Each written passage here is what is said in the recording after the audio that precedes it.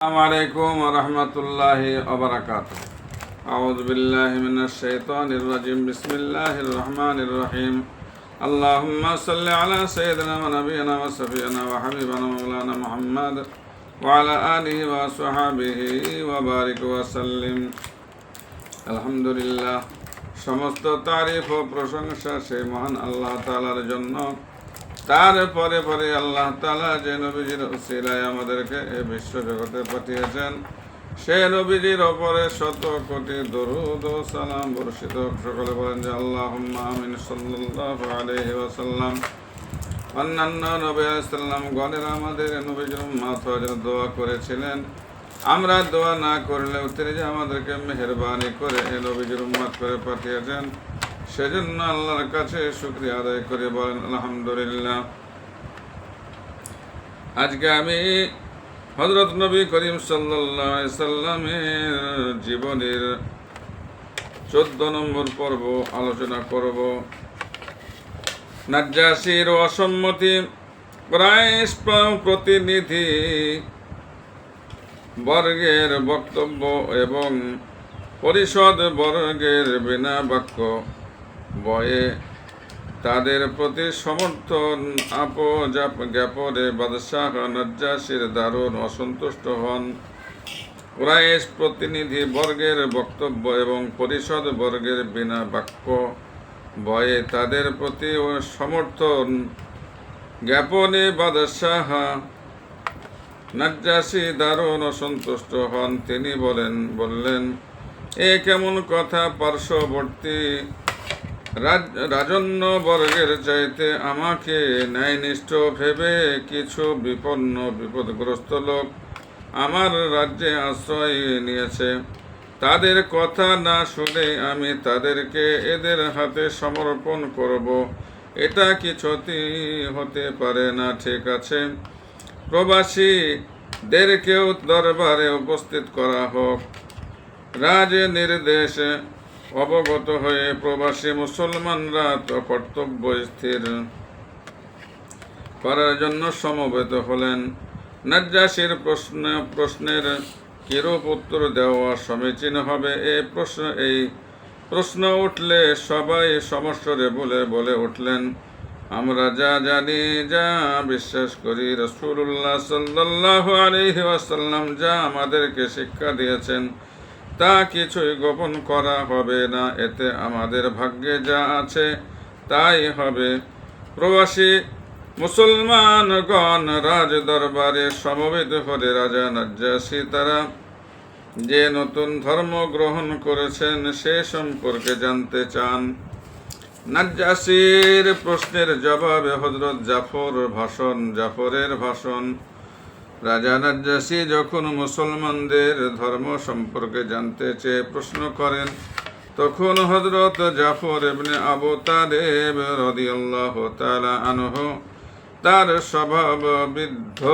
স্বভাব সিদ্ধ ওজস্বিনী ভাষায় বলতে লাগলেন, মহারাজ, আগে আমাদের প্রতি আমাদের জাতি অতিশয় বর্বর ও অজ্ঞ ছিল।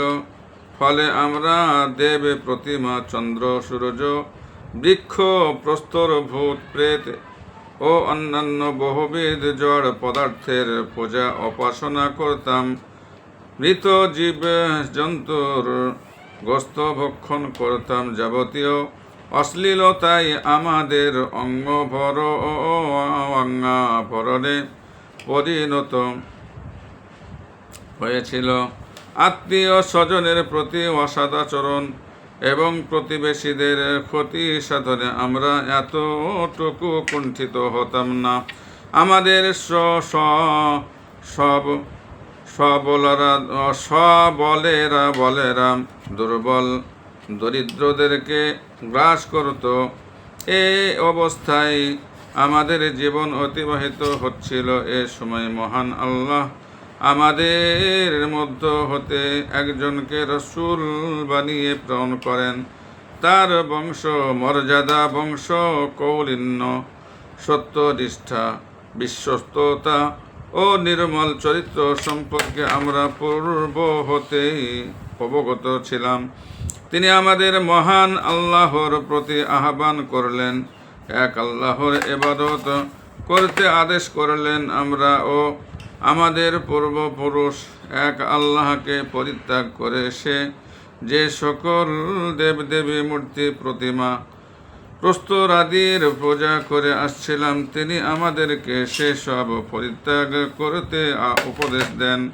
আমাদেরকে সত্যনিষ্ঠা ও বিশ্বস্ততা অর্জন, স্বজন বর্গের হিত সাধন, প্রতিবেশীদের সাথে সদাচরণের আদেশ করেন। মিথ্যা, অশ্লীলতা, ব্যভিচার, পিতৃহীনের সম্পদ গ্রাস, সতী সাধ্বী নারীদের চরিত্রে অপবাদ আরোপ করতে নিষেধ করেন। তার শিক্ষায় আমরা নরহত্যা সহ নানা প্রকার জঘন্য পাপাচার হতে মুক্ত হতে পেরেছি।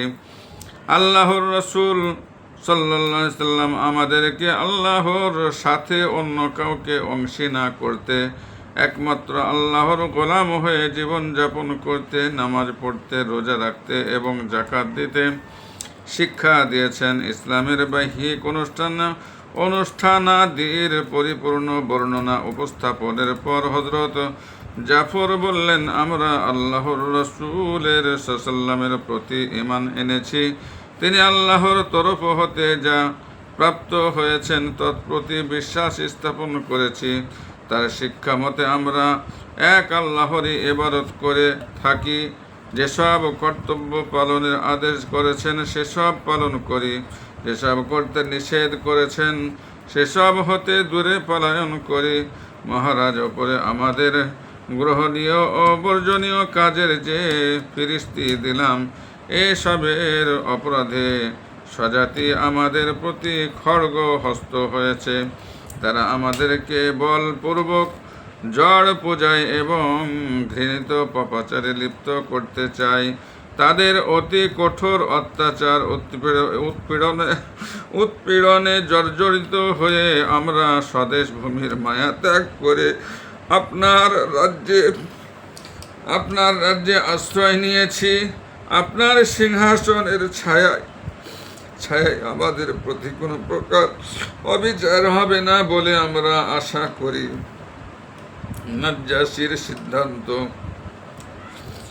জাফরের বক্তৃতা সমাপ্তির পর মন্ত্রমুগ্ধ অভিভূত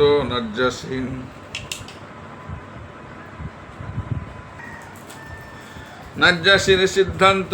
জাফরের বক্তৃতা সমাপ্তির পর মন্ত্রমুগ্ধ অভিভূত নাজ্জাশী হযরত জাফরকে জিজ্ঞেস করলেন, তুমি বলেছ তোমাদের নবী আল্লাহর বাণী প্রাপ্ত হয়েছেন, তার কোনো অংশ ও স্বরূপ থাকলে স্মরণ থাকলে পড়ে শোনাও। হযরত জাফর স্থান, কাল, পাত্র বিবেচনায় সূরা মারিয়ামের প্রথম হতে কিছু অংশ পাঠ করে শোনান। কোরআনের সুমধুর ভাব গম্ভীর্য পূর্ণ ভাষা, হযরত ঈসা ও হযরত ইহইয়া আলাইহিস সালাম এর জন্ম বৃত্তান্ত ও মহত্ব, ইহুদি ও খ্রিস্টান চরমপন্থীদের বিশ্বাসের প্রতিবাদ, ইসলামের উদার সত্য প্রিয়তা ইত্যাদি সমাবেশ স্থলে নতুন এক ভাব তরঙ্গের সৃষ্টি করল। বাদশাহ নাজ্জাশীও আত্মসংবরণ করতে পারলেন না। তার দুগণ্ড অশ্রু প্রবাহিত হলো। অবশেষে উদ্বেলিত মোহিত হৃদয় নাজ্জাশী কুরাইশ প্রতিনিধি বর্গকে বললেন, তোমরা যেতে পারো, তোমাদের আবেদন অগ্রহণযোগ্য। আমি প্রবাসী মুসলমানদেরকে তোমাদের হস্তে সমর্পণ করব না। কুরাইশের দূতদের নতুন অভিসন্ধি। নাজ্জাশীর সিদ্ধান্ত ঘোষণার পর কুরাইশ দূতদের দৌত্য কর্ম যে কি দশা প্রাপ্ত হয়েছে তা তারা সম্যক বুঝে ফেলে ব্যর্থতা জনিত হতাশায় একেবারে দীয়মান হয়ে পড়ল। আমর ইবনুল আস চিন্তা ভাবনা করে আরেক অভিসন্ধি ফাদল।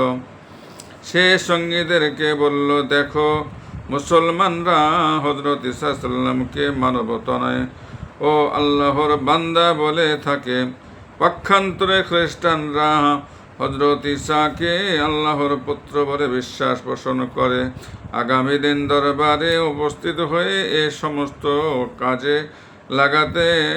লাগাতে হবে আশা করা যায়। আমরা সফল হব, কেননা ধর্ম বিদ্বেষ ও গোঁড়ামির কাছে ন্যায়নিষ্ঠা সাধারণত জয়ী হতে পারে না। উল্লেখিত রূপ ও অভিসন্ধি ফেদেই পরের দিন তারা রাজ দরবারে উপস্থিত হয়ে নিজেদের অভিসন্ধি জনিত বক্তব্য তুলে ধরে। বাদশাহ পূর্ববৎ মুসলমানদের দরবারে ডেকে পাঠান। মুসলমানগণ দরবারে সমবেত হলে অবিসিনিয়া রাজ নাজ্জাশী তাদেরকে মারিয়াম তনয়া ঈসা আলাইহিস সালাম সম্বন্ধে জিজ্ঞেস করলেন। বললেন, এ সম্পর্কে তোমাদের চিন্তা বিশ্বাস বর্ণনা করো। আজকের সভায়ও হযরত জাফর দৃঢ় কণ্ঠে উত্তর করলেন, আমাদের রাসূলের শিক্ষা অনুসারে আমরা ঈসা আলাইহিস সালামকে আল্লাহর বান্দা ও মানুষ সতী সাধ্বী মারিয়াম তনয় আল্লাহর নবী এবং সাধু সজ্জন ও মহাপুরুষ বলে বিশ্বাস করি। হযরত জাফরের কথা শেষ হতেই বাদশাহ নাজ্জাশী উচ্চ কণ্ঠে বলে উঠলেন, অতি সমীচীন কথা। স্বয়ং হযরত ঈসাও এর অতিরিক্ত কিছুই বলেন নাই। এবার কুরাইশ প্রতিনিধিদেরকে নাজ্জাশী উগ্র স্বরে বললেন, তোমরা এই মুহূর্তে আমার সম্মুখ হতে দূর হও। তোমরা আমার রাজত্বের জন্য অকল্যাণ কর। এই বলে তিনি তাদের আনিত পটকনাদিও ফেরত দেন। নাজ্জাশীর ইসলাম গ্রহণ।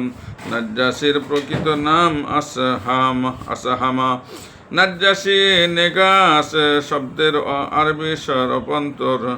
এর অর্থ রাজ্য রাজা। কুরাইশ প্রতিনিধি দলকে অপমান করে তাড়িয়ে দেবার পর থেকে মুসলমানগণ নির্বিঘ্নে নিরাপদে অবিসিনিয়ায় অবস্থান করতে থাকেন। অবিসিনিয়ায় হিজরতকারীরা তথায় থাকা অবস্থায় রাসূলুল্লাহ সাল্লাল্লাহু আলাইহি ওয়াসাল্লামের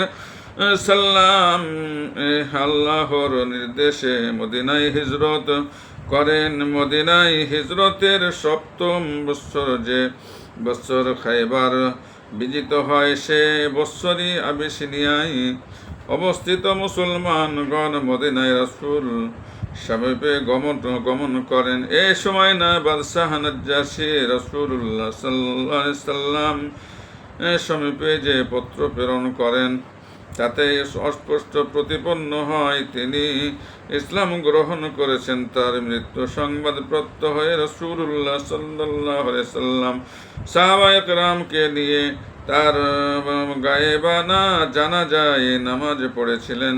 তিনি সারা জীবনে এই একটি মাত্র গায়েবানা জানাজায় পড়েন।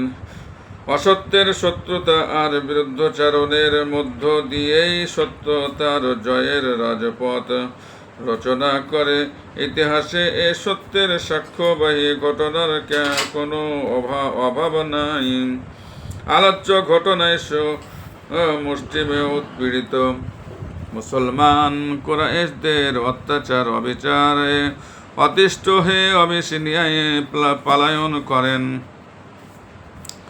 এটা ঘটনার প্রকাশ্য দিক। প্রকৃতপক্ষে এটা বিদেশে ইসলামের প্রথম মিশন। আর কুরাইশদের দূত প্রাণই নাজ্জাশীর ইসলাম গ্রহণের প্রধানতম কারণ। তাই কোনো অবস্থায় সত্যের সাধকদের বিচলিত হওয়া উচিত নয়। যাই হোক, কুরাইশদের ক্রোধ ও অত্যাচার, আবু জাহেলের অত্যাচার, এটা আমি ইনশাআল্লাহ 15 পর্বে আলোচনা করব। আজকে এখানে শেষ করলাম। আমার জন্য আপনারা দোয়া করবেন, আমি আপনাদের জন্য দোয়া চাই। আর আমার বিনীত নিবেদন, অনুরোধ, নবীজিকে যারা মহব্বত করেন, ভালোবাসেন, তারা এই প্রতিটা পর্ব নবীজি সাল্লাল্লাহু আলাইহি সাল্লামের জীবনের প্রতিটা পর্ব গোড়া থেকে শেষ পর্যন্ত ভালোভাবে শুনবেন এবং এই হিন্দুস্তানি বাদশাহ খাজা চ্যানেলের প্রতিটা ভিডিওই আপনারা শুনবেন, দেখবেন ভালোভাবে। ইনশাআল্লাহ এই চ্যানেলে যা কিছু আছে সব যদি শোনেন ইনশাআল্লাহ উপকার হবে, ক্ষতি হবে না। দুনিয়া ও আখিরাতের সব দিক দিয়ে উপকার হবে, কোনো ক্ষতি হবে না ইনশাআল্লাহ। লাইক, শেয়ার, সাবস্ক্রাইব করবেন, আমার জন্য দোয়া করবেন, আমি আপনাদের জন্য দোয়া চাই। আসসালামু আলাইকুম ওয়া রাহমাতুল্লাহি ওয়া বারাকাতুহু।